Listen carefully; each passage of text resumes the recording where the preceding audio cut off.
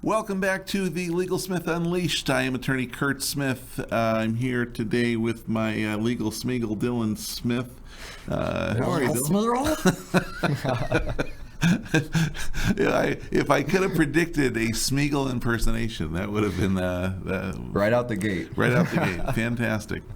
So, as you know, Dill, look, we're an attorney's office, and an attorney's office is kind of an unusual beast, and maybe it's like a lot of professions, right? But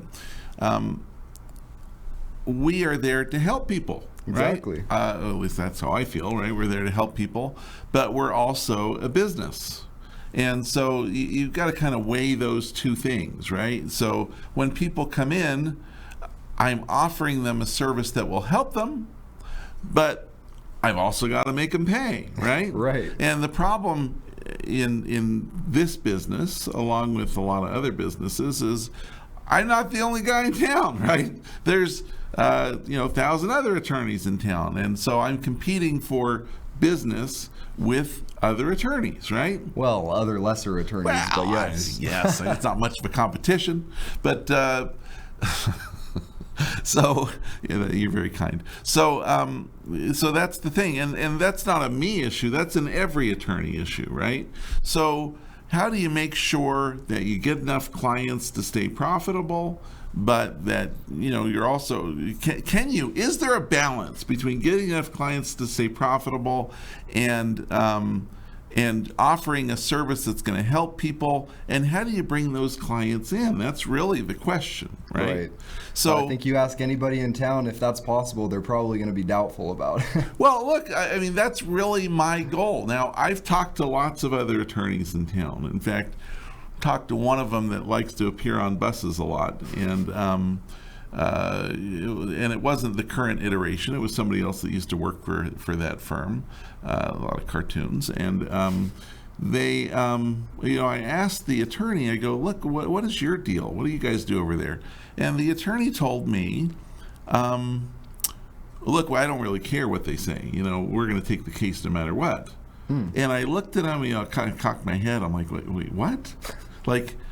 So if somebody comes in and they say, I'd like to buy the moon, you're gonna take the case.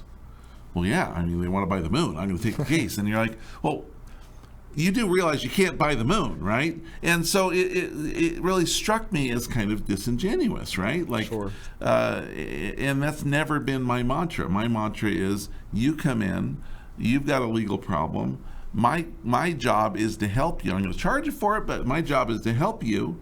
And the question is, can what you want to do be done? Do you have a good chance of winning? Is it something worth doing? Right. Those are the three questions. And kind of I guess what's my sales pitch? My sales pitch is competence. Right? My sales pitch is, I know how to do what you want to do, and we'll just get it done. And I'm going to get it done as quickly and as efficiently as we can. That's the goal, okay? Okay. But you run into other attorneys who say, well, I'll just take whatever comes in, which, to me, I say, that's kind of a little shysty. And you got to deal with some problematic clients if you do that, too. Well, yes. And there's other attorneys out there that are more sales oriented, okay? And in a family law context, we do a lot of family law. We do some other stuff too, but a lot of family law. And in a family law context, it's very easy to try to sell people if that's what you want to do, right? So, for example, if I'm coming into a case and I've got a husband versus a wife, the law in the state of Nevada is, we're going to split the assets 50-50 unless there's a reason why we shouldn't. We're going to divide the kids divide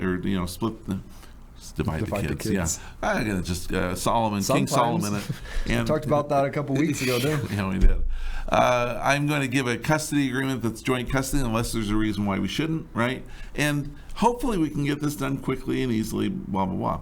But what happens if you've got a really angry client that walks in, right? A potential client walks in and they're like, this big jerk did X, Y, and Z. They cheated on me and, whatever. And it would be, I would assume, I don't do this, but it would be very easy to say, you know what I'm going to do? I'm going to get you all of the assets, Forget about what they need or what they want or what the law says. I'm going to get you 100%. Well, wow, that's great. It's just what I want, right? Exactly. That's a big promise. And you want some alimony? Absolutely. We'll get you a lot of alimony. Oh, attorney fees? We'll make them pay all of the attorney fees, right? And I get the impression that there are attorneys out there that act like that. And it's not an impression. I'm not really guessing. I've had lots of clients come into the office that have told me, hey, this guy said this. What do you think? And I go, right? That doesn't sound like something I would be promising. Right. And we had a case recently where it appeared that the other counsel was doing just that, which is really kind of sad because the counsel in question is somebody I know, right? Yeah. And had a long-standing relationship with this attorney. And I would think, wow, and in my mind, good attorney, right? Knows the law, been doing this longer than I have. And, from my perspective, good attorney. But as we're going through this case, which turns out to be just an asset and debt case, we're saying, look, we started this thing back in September 2024. It's now June 2025. And the whole time we've been saying, can we just get the case settled? Can we just get the case settled? And the answer has always been, no, we've got to do some discovery. No, there might be some hidden assets. No, we don't want to do it that way, right? Right. So as we get closer and closer to trial, those excuses start wearing a little thin, right? Because you say, well, discovery, you haven't done any discovery, or we gave you everything. What is it you're still looking for? And so, as trial closes in, we start having more and more settlement negotiations, trying to get this thing settled. And, the attorney starts asking some really weird questions, like, hey, tell me about this house. Like, there appears to be, for example, like, if we're going to have a house, what are the aspects of a house that I've got to worry about, right?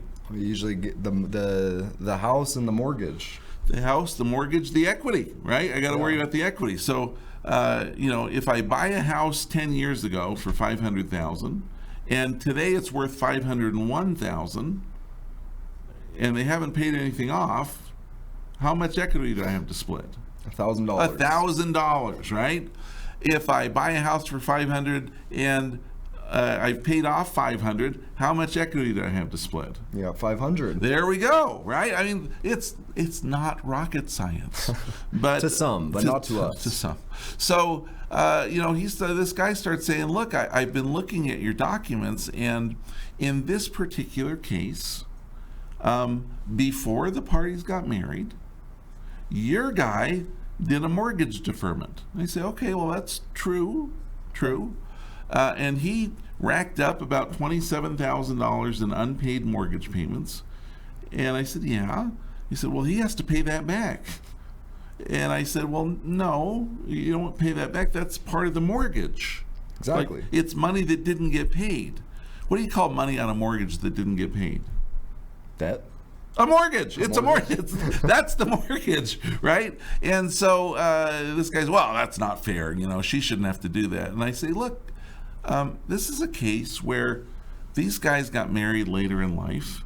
Husband had bought a house, and for some reason, he decided it'd be a great idea to add his wife onto the deed, essentially gifting her half of the house. Wow.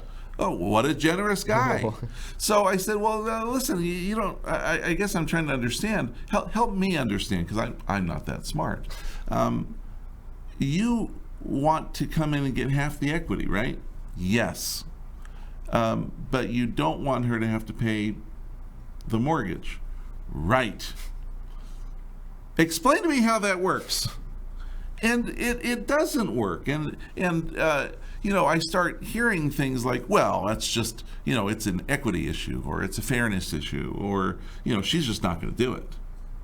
And, if you, and the problem with this guy is he's been around a while, right? He's got a certain gravitas, right? And so to a younger attorney, that may be, well, she's not going to do it. Yeah. And an issue to back down on. And so, as we're getting closer and closer to trial, I keep asking him to explain things to me, right? Like, how does this work? How does that work? Why did she get to keep the equity but not the mortgage? How come she doesn't have to pay any of the credit card debt? Why is it you think she's going to get all the money but not pay any of the debts? That's not the law. Right. He said, well, it's an equity issue, right? It's just she shouldn't have to. He's the one on the cards. And I said, well, is that the way the law works? Well, it should. Well, it doesn't. And so, he keeps saying, well, then I'll see you in court. And I'm sitting there going, well, okay, I'll see you in court. I mean, sure. I'm not afraid to go to court. I love going to court, right? Trials, that's my Super Bowl. So we end up going to court recently, and I'm still wondering. I mean, I called this guy 15 times. Yeah. Give me something. What can I tell my client to say, here's why his version of the law is better than my version of the law? What do you got? Yeah, help me understand. I don't want to say I know everything about the law. That would be disingenuous, right? Perhaps you have some superior knowledge of some kind, right? So that's where we are. And we finally get to court, and we're setting up, and this guy's puffing his chest, and we're just gonna. And we start getting closer, and the judge is kind of back in her chambers, and the attorney's like, yeah, you know what we should do? What's that? We should have a sidebar with the attorney, the judge. I'm like, okay, let's do it. Let's have a sidebar. That'd be great. So a sidebar is we go in the back, and we head to the judge's chambers, and we sit in the austere judge's chambers in the thick padded chairs with the cedar lined walls, right? It's exactly how it is. It's exactly what it looks like.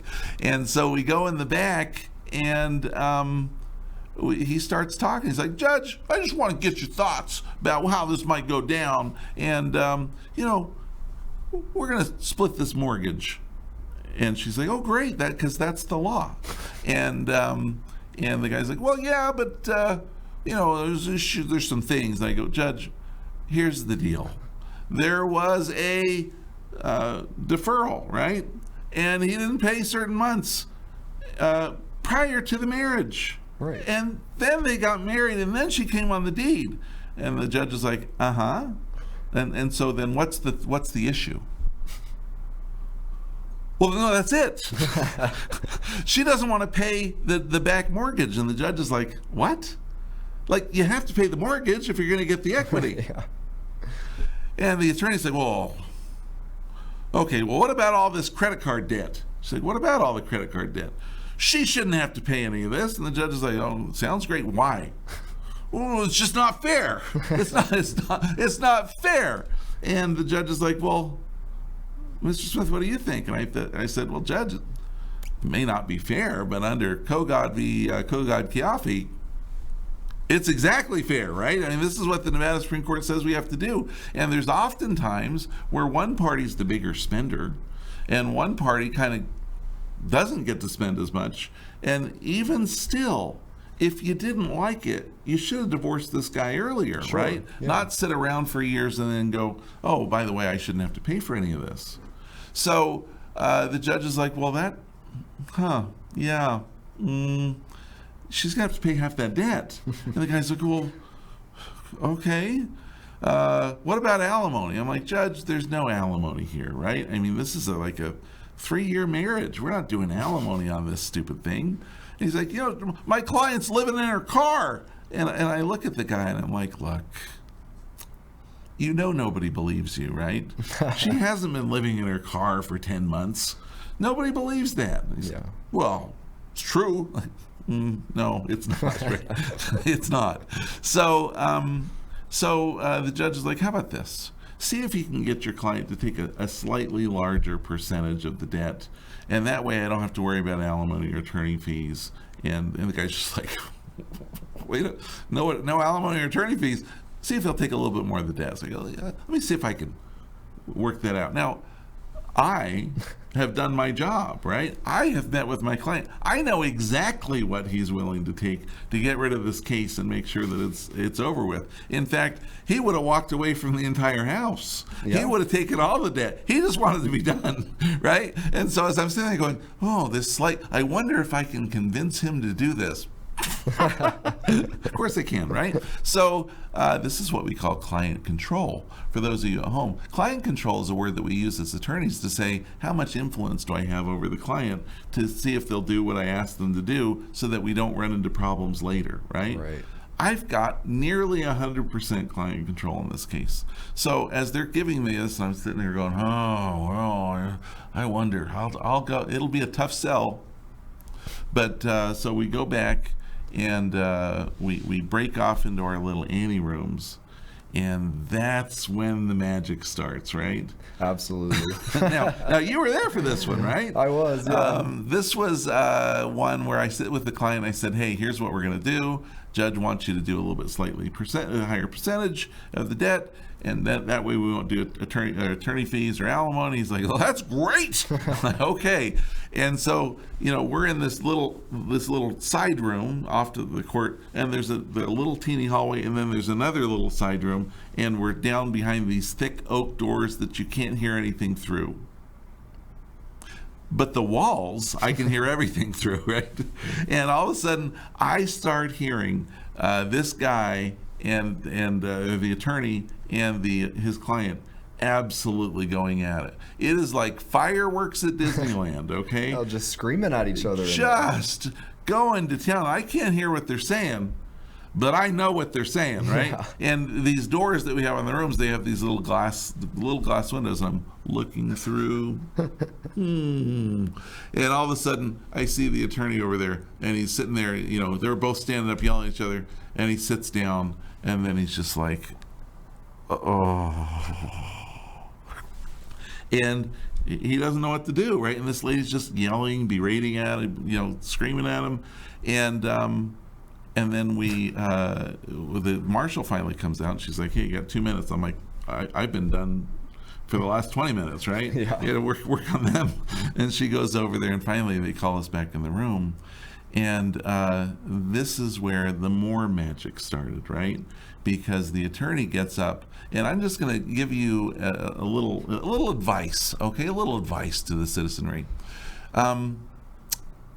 If someone were to ask you if it's a good idea to yell and scream at your attorney and call them all kinds of names and tell them they don't know how to do their job and tell them they're a bunch of lying, cheating scoundrels, would that be a good idea?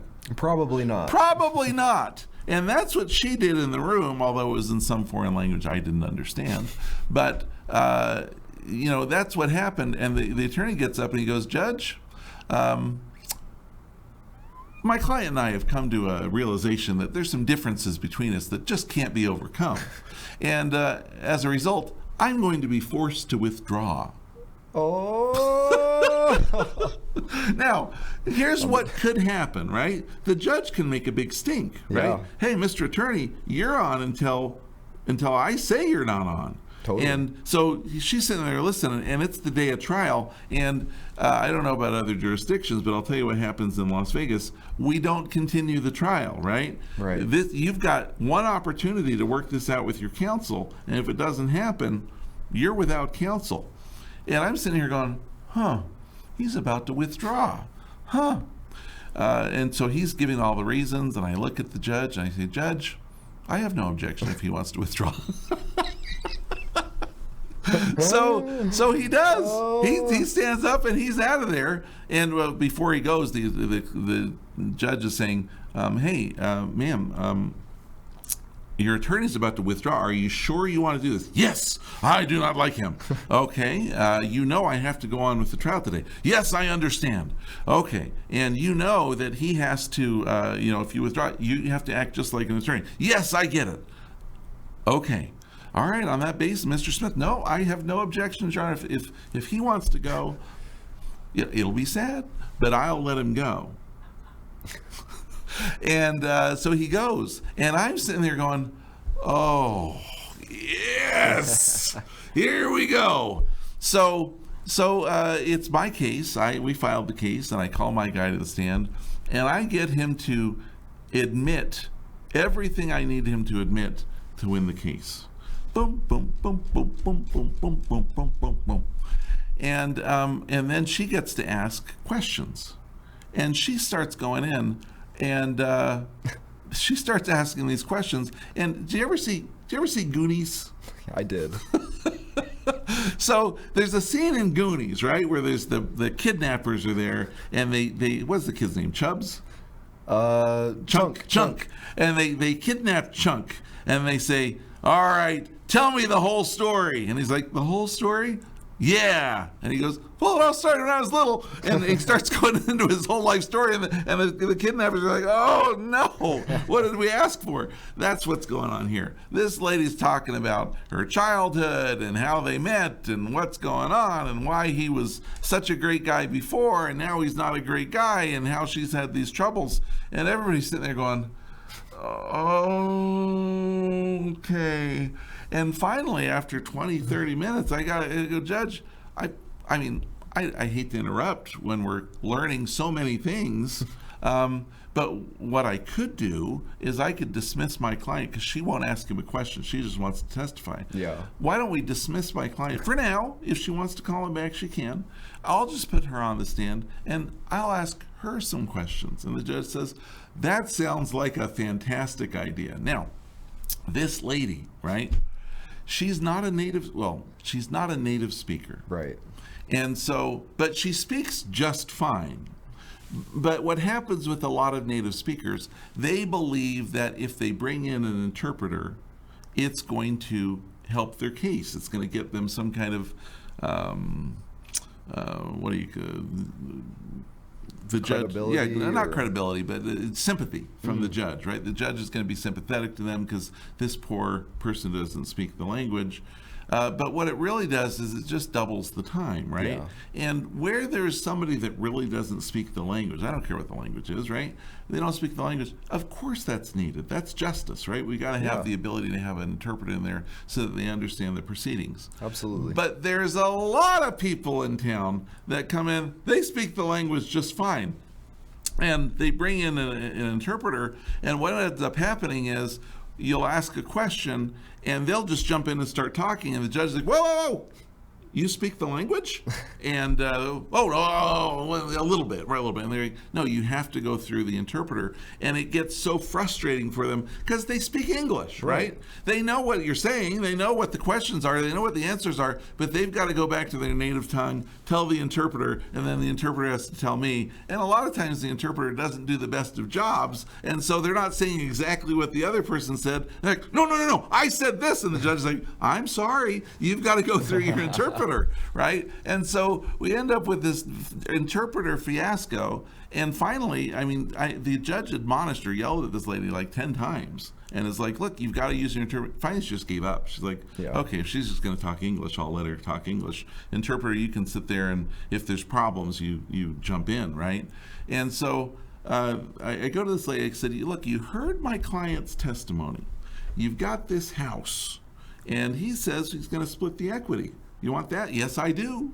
Okay. And he says there's all this debt, and you're going to split the debt. She's like, no, I will not split the debt. I'm like, well, maybe, right? Let's just see. She's like, I never knew about any debt. And I said, well, did your attorney ever give you any documents? She's like, no, I never saw any documents. No, I didn't. Well, let's start with you, okay? Because every person in Clark County Court they've got to fill out what's called a financial disclosure form that discloses where they live, how many kids they have, what their job is, what their income is, right? And but also what all the assets and debts are. And so I pull hers up and I say, look, here's your financial disclosure form. You've seen this before, right? No, I've never seen that before. Okay, let's go to page 1. Is that your attorney's name right there in the corner? Yes, but he never showed this to me before. Is that right? Well, let's turn over to page 8. Page 8. Is that your signature right there? And you get, she's got this wide eye. Yes, but that's not my date. I didn't put the date on it. I'm like, but that's your signature, right? Yes. And you see here where it says, I promise that I read this whole entire document, and I understood what it said, and I promise this is the truth under penalty of perjury. And she's like, this is a trap. You're trying to trap me. I'm like, well, I don't know if it's a trap. I think it's just something that you've got to tell the truth. Sure. Right? So, you've seen this. I saw this page, not anything else. I'm like, okay. So you didn't see where you wrote all your assets down, right? Yeah. Oh, yeah. I wrote all those down. And you see here where it says debts, and she says, yeah. And you wrote none. Yeah. So you don't have any other assets other than what's here, right? Well, I might have, some other assets. Okay. So you're from another country. Do you have any houses over there? I don't want to answer that. Yes, but I would like you to answer that. Why don't you just tell me, do you have any houses over in this other country? That is my personal secret. Yes, but I'd like to know. I'd like to be on the inside of this little game here. Let me in. I'm knocking at the door. Come on, open up. Do you have any houses over there? I'm not telling you. Okay. And you're telling the court that you're over here. And, do you have any bank accounts over there? Well, I'm not telling you that. How much would be in those bank accounts? I'm not telling you. That's my secret. Okay. And then you see here where you had on this attorney page, you're telling the judge you're living in your car and you're penniless and you don't know what to do. You see here where it says you paid your attorney $5,000 in attorney fees? Yeah. Who paid that? My friend. My friend paid that for me. What is your friend's name? Oh, that is my secret. Okay, that's another secret. Okay, and then where are you living? Well, I'm living in my car. So you have a car? No, I don't have a car. It's a rent-a-car. Oh, what kind of car is it? Well, that's my secret. No, it's not your secret. I need to know where you're living, right? Well, it's an old rent-a-car. Oh, how old? Oh, 10 years. So there's a rent-a-car company out there somewhere that's renting 10-year-old cars. Okay, and where do you sleep in the car? Front seat, back seat, trunk? Oh, that's my secret. It's all your secret, right? You don't have secrets in court. Right. And the judge is just sitting there going, you've got to be joking me, right? Like, she doesn't want to. What that's called is an issue of credibility, right? Yeah. When you refuse to answer a question on the stand, you lose credibility with the court. So when it comes down to the end and we go, hey, judge, you've heard 2 stories. My client's story, who was forthright and honest and wanted to do the right thing, and then secret squirrel over here that's got lots of secrets that doesn't want to disclose, right? Who do you want to believe? The nice guy over here who's got just a incredibly dashing attorney and a paralegal here that's second to none? Or the liar over here who doesn't want to disclose anything? And the judge is sitting there going, oh, what choice do I have? I got to go with you. Yeah. And that's the moral of the story, right? But, tying this back in, one of the things that this lady said on the stand is, look, this attorney, this scoundrel, and his entire firm, they never told me that there was any debts. They told me they're going to get me lots of money. And what you're telling me here is I'm going to get a lot less. But my attorney told me something completely different. Now, I don't know what the attorney told the lady. I don't know if he completely lied to her. I would hope that's not the case. I mean, I think of this guy as a friend, right? Right. I would hope that's not the case. But by the same token, when I'm asking the attorney, what is your legal basis for this? And instead of coming out with some statute or some court case or some example in the law that supports your position, you tell me, well, it's just not right. I got to ask myself that question. Who are you? What are you telling these people in these consults? And the law is very similar to other aspects of life, right? If it sounds too good to be true, it probably is. And if it sounds too good to be true, you might want to ask, what the downside might be, right? Yeah. Because there's always a downside. Even though I know I'm winning this case, and my guy, he's an older gentleman. He's got about $8,000 a month in income, but it's all sole and separate retirement money. He's got a pension from here and a pension from here and a military retirement and Social Security. None of that goes to her. It's not available for alimony. All of it that he used was sole and separate money that he put into whatever assets he has. She doesn't get any of that. Okay? And so, but even then, the problem is, and one of the reasons I didn't want to go to court, because she's claiming to be homeless and penniless. He might end up paying all of her attorney fees because there's such a disparity in income, right? And so how much is the attorney fees going to be? Well, if they're not even going to be honest in the consult, you think they're going to be honest on their attorney fees? I mean, it could have been a $50,000 bill. Yeah. So I'm telling this guy, look, at all costs, you want to avoid paying this lady's attorney fees. Give her something so that we can get out of here. And that was the advice on my side. I've got the winning side, Yeah. but there's always an anvil hanging over your head, right? Totally. And so you've got to inform your client of the other side. And the problem with this lady is she's saying, nobody told me. I didn't have any information on that. Now, it's hard to believe after 8, 9, 10 months, but if it's true, that's sad for her.